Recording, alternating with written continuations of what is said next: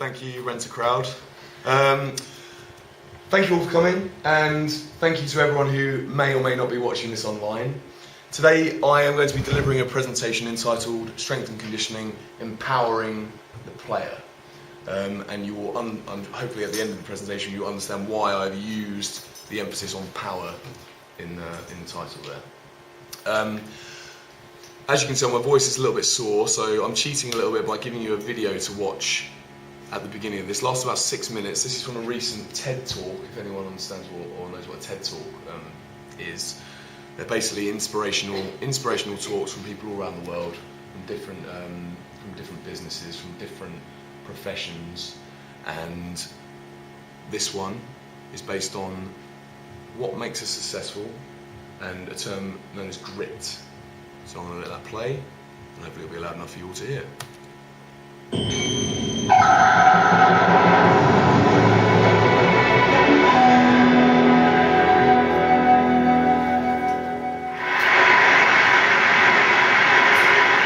I was 27 years old, I left a very demanding job in management consulting for a job that was even more demanding, teaching. I went to teach 7th graders math in the New York City public schools. And like any teacher, I made quizzes and tests, I gave out homework assignments. When the work came back, I calculated grades. What struck me was that IQ was not the only difference between my best and my worst students. Some of my strongest performers did not have stratospheric IQ scores. Some of my smartest kids weren't doing so well. And that got me thinking. The kinds of things you need to learn in 7th grade math, sure, they're hard. Ratios, decimals, the area of a parallelogram. But these concepts are not impossible. And I was firmly convinced that every one of my students could learn the material if they worked hard and long enough. After several more years of teaching, I came to the conclusion that what we need in education is a much better understanding of students and learning from a motivational perspective, from a psychological perspective. In education, the one thing we know how to measure best is IQ. But what if doing well in school and in life depends on much more than your ability to learn quickly and easily? So I left the classroom and I went to graduate school to become a psychologist. I started studying kids and adults in all kinds of super challenging settings. And in every study, my question was, who is successful here and why?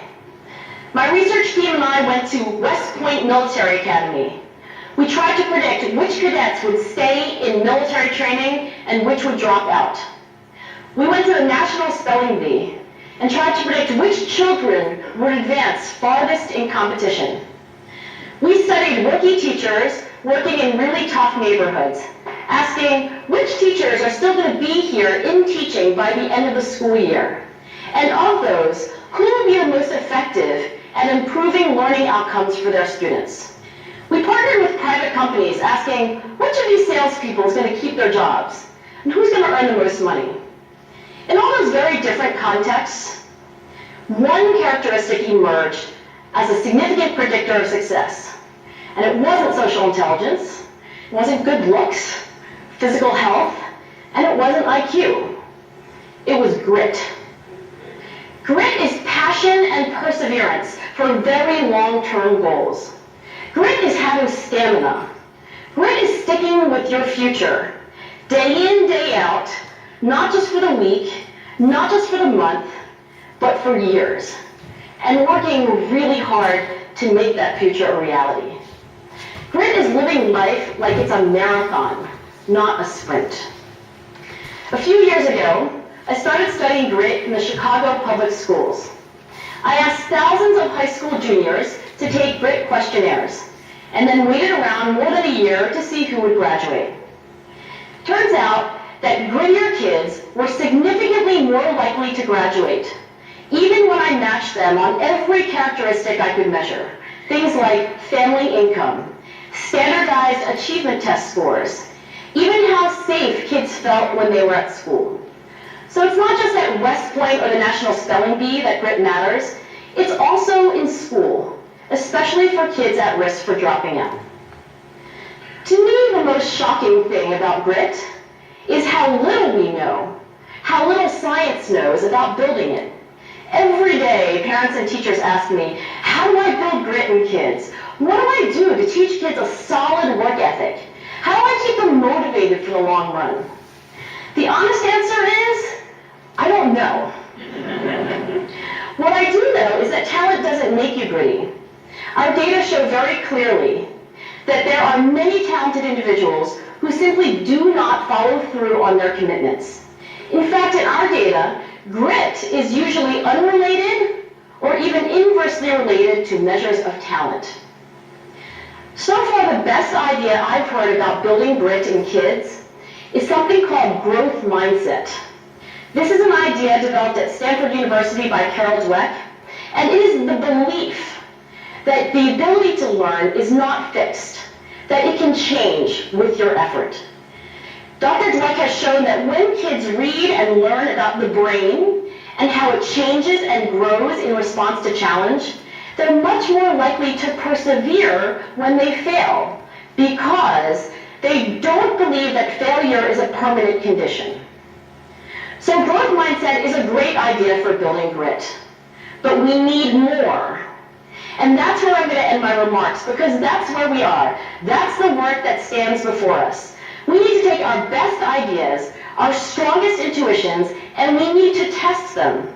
We need to measure whether we've been successful, and we have to be willing to fail, to be wrong, to start over again with lessons learned. In other words, we need to be gritty about getting our kids grittier. Thank you.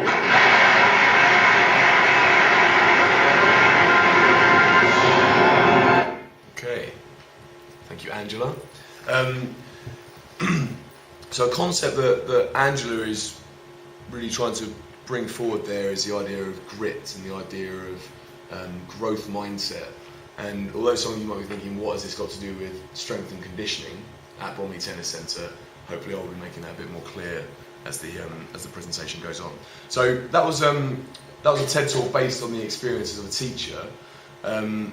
But what I find and what I think is that it's actually quite easy to draw a comparison between ideas in education and school and that of sport, and as a branch of sport, strength and conditioning.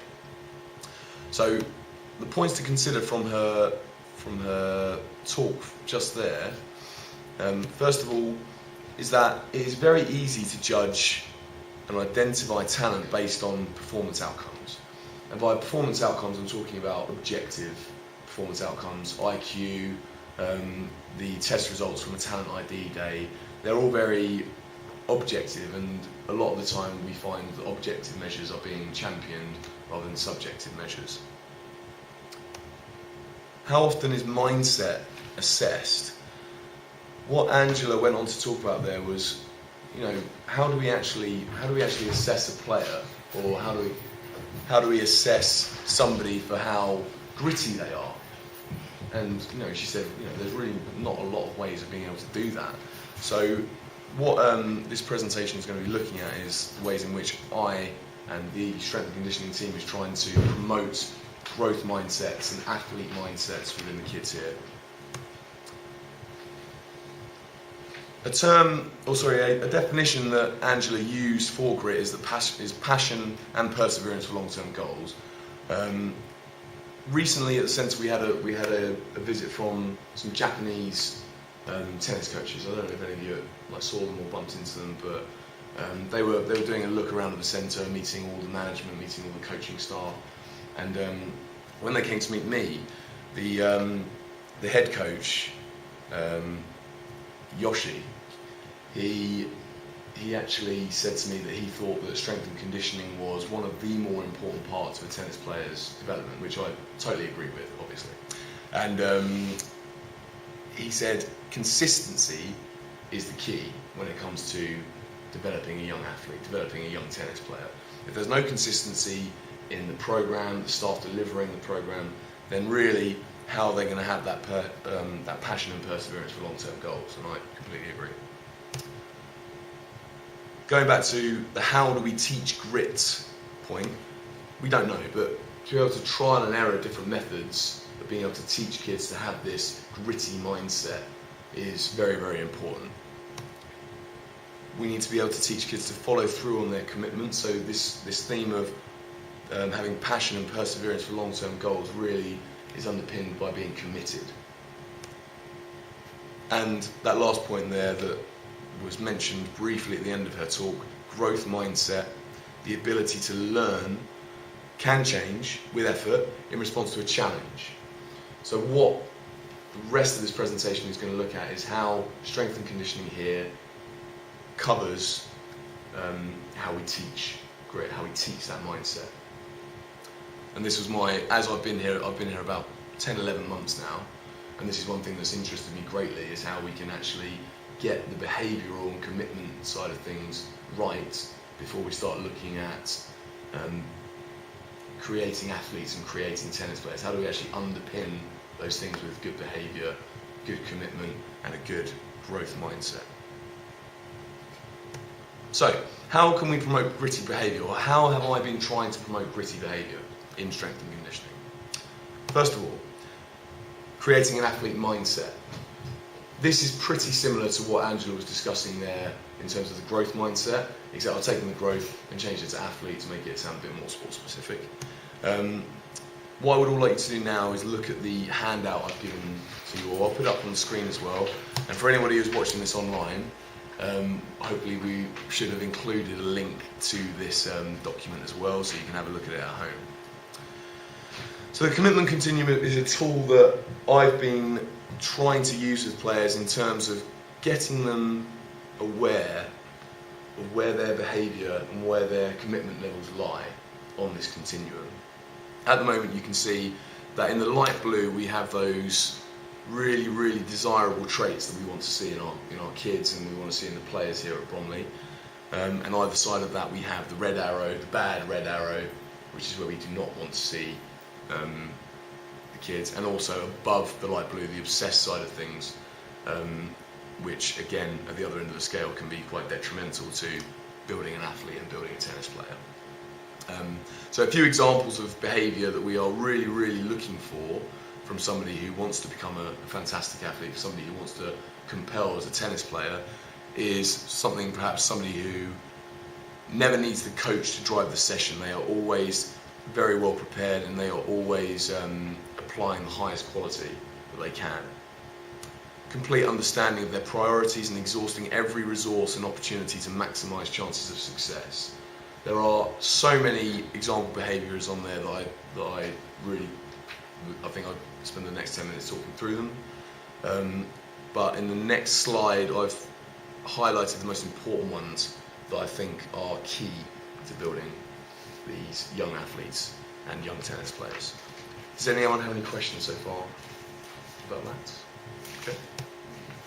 So we've looked at the commitment continuum, and I think we can really sum that up by talking about self-management. When it comes to creating an athlete mindset, we're really talking about the kids self-managing. As a strength and conditioning coach, I'm here to encourage them to self-manage, but I'm not here to spoon feed them. I think the idea of self-managing is to be able to come to a coach and ask for feedback and ask for goals and be really, really hungry to improve and to develop, rather than having the coach just spoon feed it to them. I don't think that is what being an athlete is all about.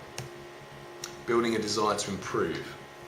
Again, with that self-management point, really we want the kids here to, through strength and conditioning, build a desire to improve and reach benchmarks that they haven't reached before, reach benchmarks that they see elite athletes reaching, that they see the older kids here reaching, and they see people who leave Bromley Tennis Centre and achieving great things in tennis, the benchmarks that those guys are achieving as well. And promoting positive habits. Again, if you look at the continuum that I've handed out, there are hundreds of different positive habits that we're looking to promote and help these kids achieve.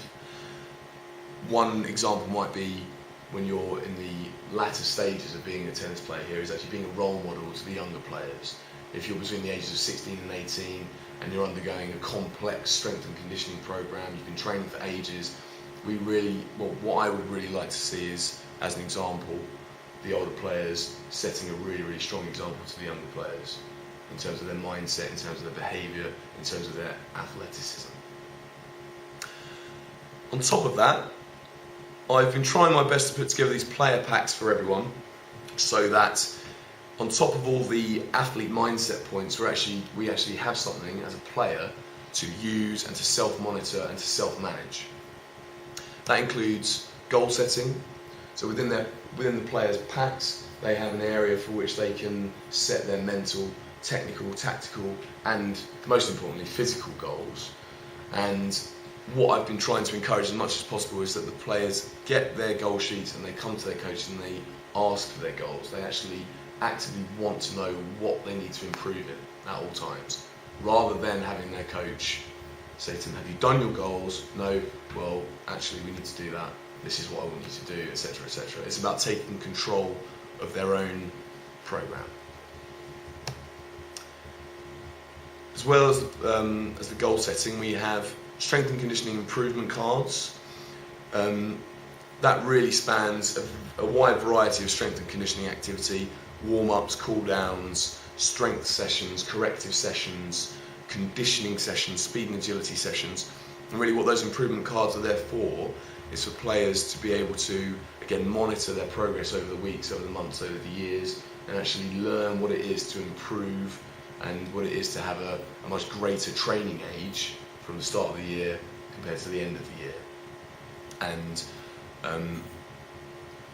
those have come in. Those have been very, very handy in, again, helping the players self-manage and being able to know what the benchmarks are and being able to know how to improve. I've got two coming soons, which is quite cool. Filmer was trying to convince me to do a trailer for these, like a movie trailer. Coming soon, daily wellness monitoring and exercise video libraries, but I thought that would be a little bit inappropriate as we've already had one video already.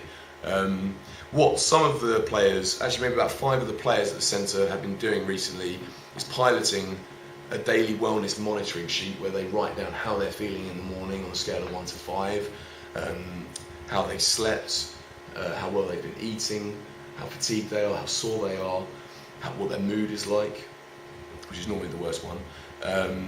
And they've been coming in and doing a fatigue measure, which is like a simple jump in the mornings before they train. And what we're doing with that data is looking at how the mood status, their wellness status fluctuates throughout the days and throughout the weeks. So we can actually see which days they are training at their hardest, which days they are feeling unable to train, and basically looking at their state of readiness so that we can actually almost predict what days we need to adjust their program so that they aren't being exposed to too much training, and also days where they are being undertrained. And that's something as a strength and conditioning coach I find extremely important. So once we've completed this pilot with the other players, we will be using that with all of the players, which is very optimistic, I know, but it's something that I want to work towards. On top of that, we get a lot of kids coming into the gym having done 2 or 3 weeks worth of a new program and coming in saying, Harry, I don't remember what this exercise is, or Harry, what's this exercise? I've never done it before. Which is fair enough, because kids don't tend to remember these things as well as I do, because obviously it's my job. So one idea I came up with was the exercise video library that we're going to be compiling on our YouTube channel, which is actually where this presentation might be as well. And so far we filmed 50 exercises, we're looking to film up to 500. So that when the players get their new program, they can go on, they can have a look at what they've got to do, so when they come in they have a vague idea of what they need to be doing when they come in. On top of that, it means that players who do strength and conditioning elsewhere, or want to do fitness sessions elsewhere because they're only here once a week, is so that they can actually go away and do stuff by themselves, whether it's under the supervision of a parent or a PE teacher or whoever. It just means that they're getting that little bit extra during the weeks. My second slide is how can S&C create gritty athleticism? We've already looked at the behavioural side of things, the commitment side of things. Now I want to look at the actual, how we're building an athlete out of the strength and conditioning program. So I've already spoken to you about daily wellness, which is a day-by-day changing thing.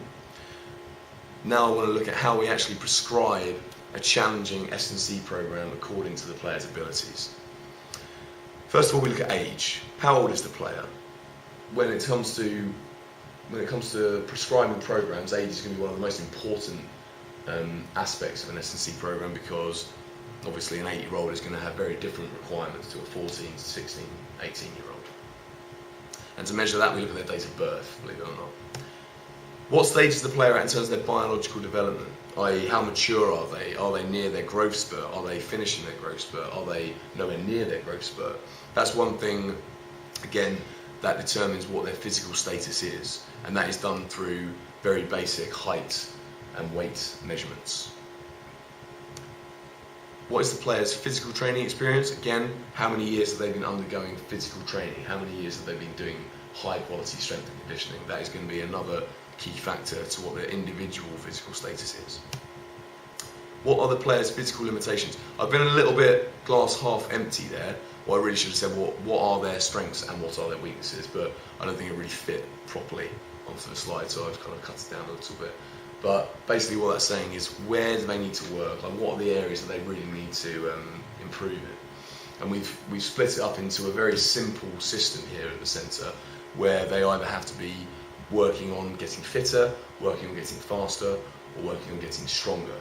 And those three areas really are underpinned by lots of different things, but in general they are either fitter, faster or stronger.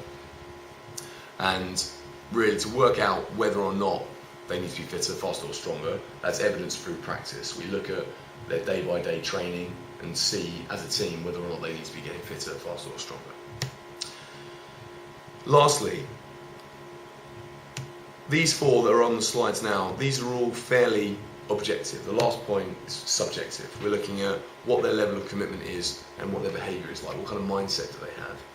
And although we are using the commitment continuum as a way of pinpointing where a player is in terms of their commitment and behaviour, this is undertaken by the entire coaching team. So it's not just me looking at this, but I'm taking advice from other coaches during performance meetings to look at whether or not a certain program is appropriate for a player.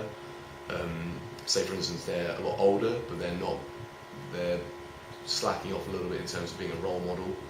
That might mean they need to be on a program that's a little bit less demanding.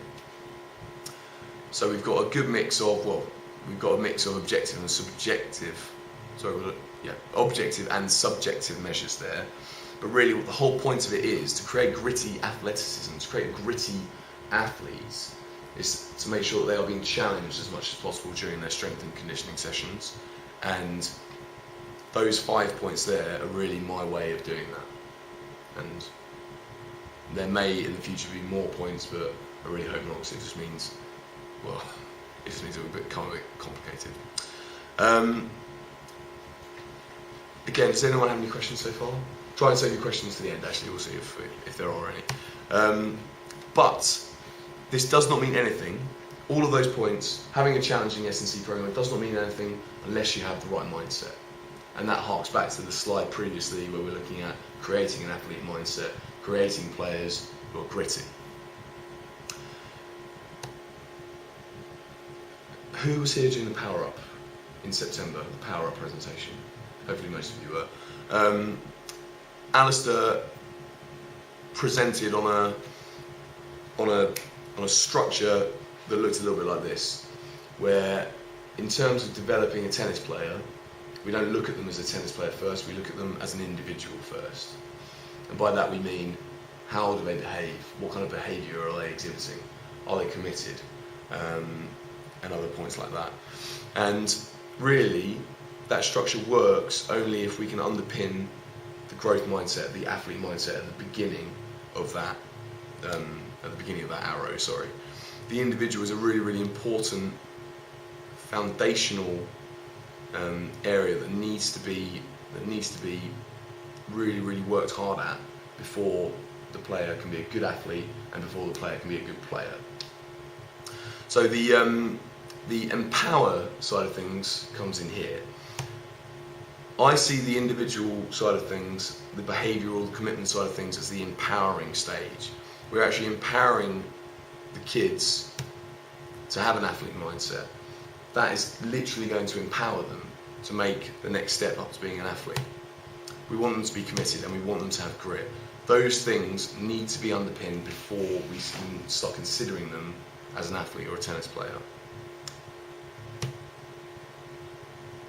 This is a bit gimmicky, I know, but this is really, I've emphasised the power side of things because we are quite literally making them more powerful during their strength and conditioning sessions, during their physical training. To do that, they need to have a challenging program. As we've already discussed, a challenging program is underpinned by a few different things, like how old they are, how committed they are, and generally what areas they need to work on. And that all comes through strength and conditioning, obviously, but other areas such as recovery. So always knowing what they need to do when they get home in the evenings. Are they stretching? Are they managing their soft tissue well by foam rolling? I ask the kids this pretty much every day, how often are you doing this? And a lot of the time they'll say not often. And it's nice that they're being honest, but a lot of the time they'll say it's not often. And usually it's because they just can't remember what they need to do, or they just feel as though they don't have the time. And that is hopefully one area that will be helped by the exercise video library, so that they can actually access these exercises at home and are able to do them at home. And I'm talking about 15 minutes a day, like in the evenings after they've trained. Diet as well. I'm always going on at them about what they're eating and how much water they're getting on board. And I think as parents, that's really something that you must try as best as you can. I'm not saying you don't, but as best as you can, try and promote as much as possible the hydration aspect of post-training, being able to have a hearty carbohydrate-based meal in the evening after a long day of training, and on top of that, telling them how important strength and conditioning is and how great I am. That would also help. So what we can see is, I don't have any bullet points for the player. I mean, that's not my remit, and I think that if you can, during your strength and conditioning, work on being an individual, work on being an athlete, of course, then really being a tennis player kind of looks after itself. There's a big emphasis on looking at the tennis player first and kind of disregarding the other two things, and that's where I think the LTA are trying to make a big change currently. And that brings me to my final slide. Why are we bothering with this? And from a performance perspective, I think this guy here would have something to say about why we're bothering with creating gritty athletes. For those of you who don't know who that is, that's Bob Brett, the new Director of Player Development at the LTA. And I was reading a newspaper article about Bob Brett and his new role, and one quote that really stuck out in my head. Please bear in mind that from a performance perspective, this does make sense. Under the new model at the LTA, only those with genuine potential and an appetite for hard work will receive support. Now, I know that's probably quite a shallow point to end a presentation on, but I wanted to make clear that from a performance perspective, there's going to be many, many changes in terms of what the LTA are expecting of our performance players and our high achieving players to be able to do. But if I take Bob Brett out of the equation, when you look at that orange box, the player, that doesn't necessarily mean a high performing player. That just means, somebody who is either excelling or performing or just, coming to play tennis day to day and enjoying it and really getting involved in the atmosphere at Bromley. But being able to underpin a player with being an individual and being an athlete, it means that being a tennis player isn't the only option for these people, for these kids. They can go off and they can be a track athlete, they can be a policewoman, they can be a lawyer, they can be whatever they want. But if all of those things are underpinned, not so much being an athlete. I mean, obviously, when you sit at a desk all day, you don't tend to work on those qualities. But I think it's really important that in terms of life skills in general, being a good individual helps. Being a good athlete is a bonus. And having that discipline, absolutely. So, although I don't want to end with Bob Brett there, the shallow point, I do want to end with the fact that if the kids here can work on being good individuals, being good athletes, then being a tennis player kind of looks after itself, and other branches of life hopefully should look after themselves as well. I know that's a bit deep, but that is what I believe. So, I've gone on a little bit over the allotted time. We've got about 10 minutes now, and I know most of you might not have any questions, but if you do, please ask them now. You have 10 minutes worth.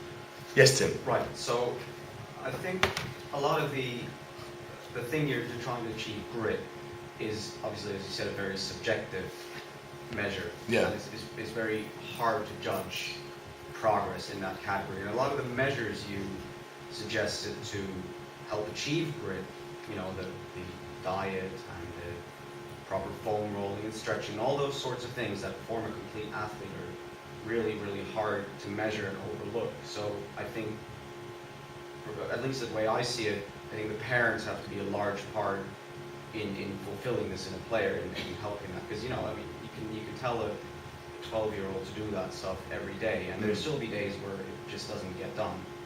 So my question is, how are you going to make sure that the parents are going to get this information as well, and how are you going to make sure that this really reaches the players on a consistent basis and gets implemented? I mean, it looks great on paper, but obviously it's going to be very tough to implement. So how's that going to happen?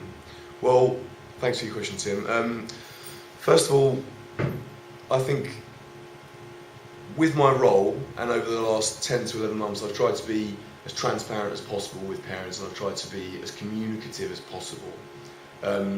Communication, first of all, I think is going to be largely the biggest contributor to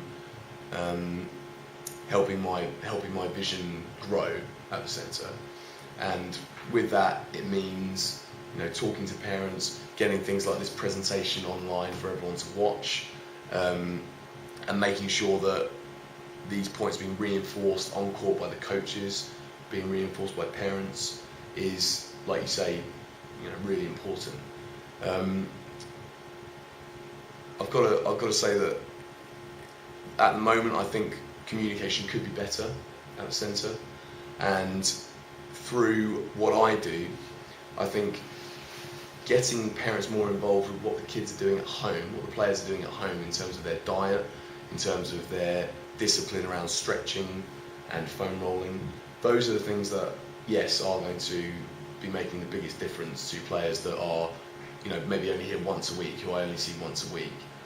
Even for the guys who are here 4 or 5 times a week, it's still really important that they're, doing this stuff on their own. And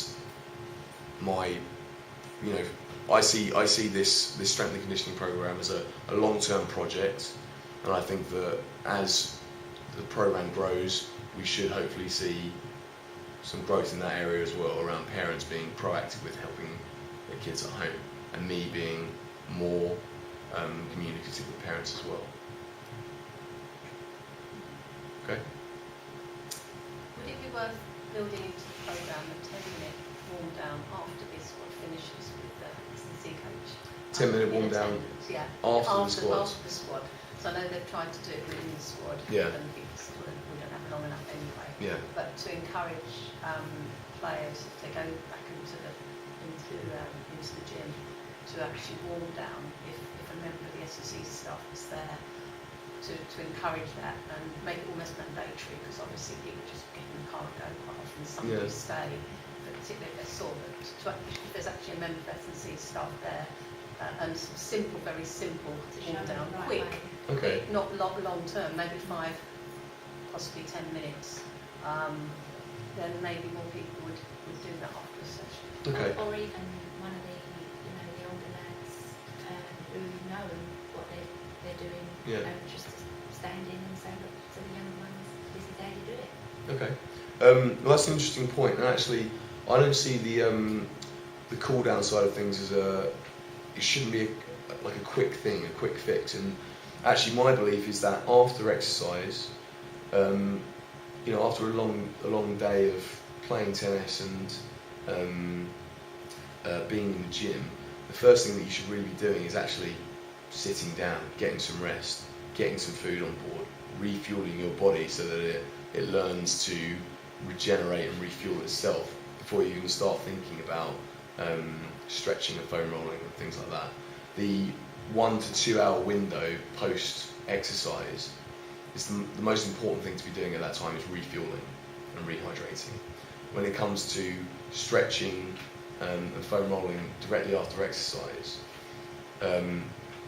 it's actually not as effective as if you save it for something that you do in the evening when your muscles are more relaxed, when your heart rate has dropped completely. Although I think it is very important that kids get into the practice of cooling down. And yes, I agree that they should be taken through how to do that, and as best I can, I do.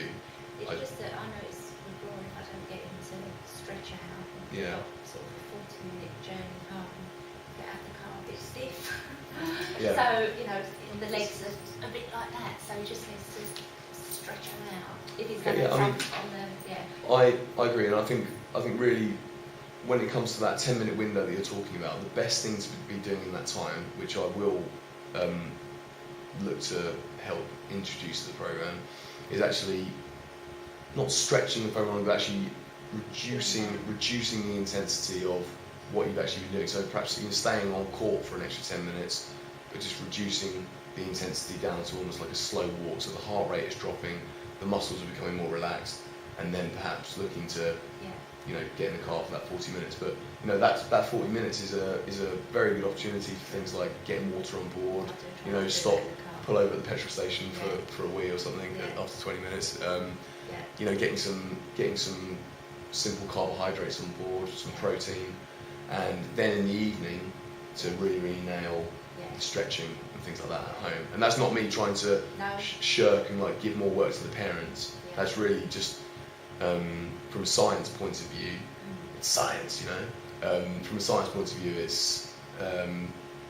makes sense. yes. So It's a bit easy to do for those that finish quite early, but when they're finishing a squad at 8 and they get home at 8:30 and they have to eat and maybe do homework and then it's bedtime, it's trying to fit that in, and at least if it's here, then it's done before you actually leave the centre. well, in that case, there's nothing wrong with it, like doing that. There's nothing wrong with promoting that kind of behaviour. I think the point of the presentation is that we are promoting this idea of discipline, and this idea of, if you are to be an athlete, then you must prioritise things like body management. You must prioritise your stretching, your foam rolling, and if that has to be done in the evening and it's more effective in the evening, then do you know what? If it was me, I would be looking to